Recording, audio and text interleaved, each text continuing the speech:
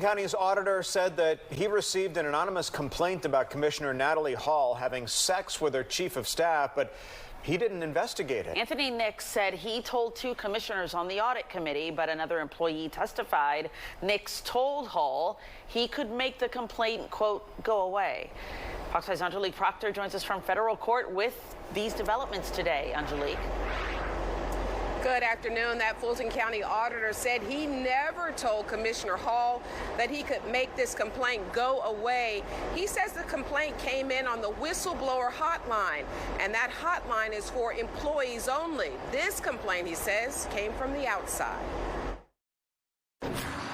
Fulton County Commissioner Natalie Hall helped her mother into the federal courthouse Thursday as her former chief of staff told the court she believed from the beginning that Calvin Brock did not have the right qualifications for their team and was not a good fit.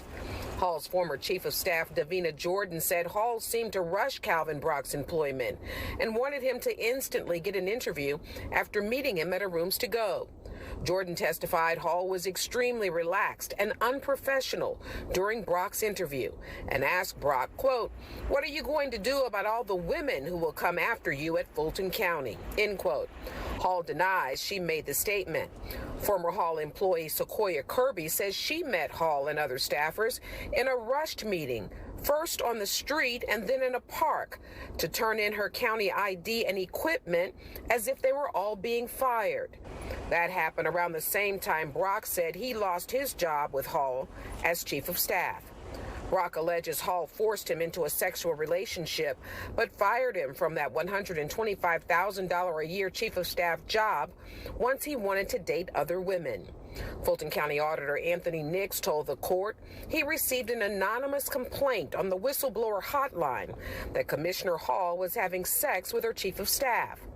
Nix says Hall told him the complaint was likely filed by a political opponent because it was campaign season. In a troubling development, Brock's attorney pointed to the anonymous whistleblower complaint that falsely indicated Nix had interviewed the complainant and stated no further action was needed.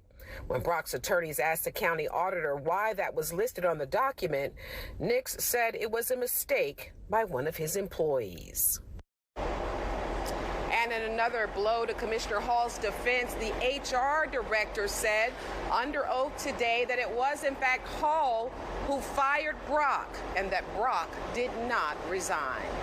From the federal courthouse, Angelique Proctor, Fox 5 News.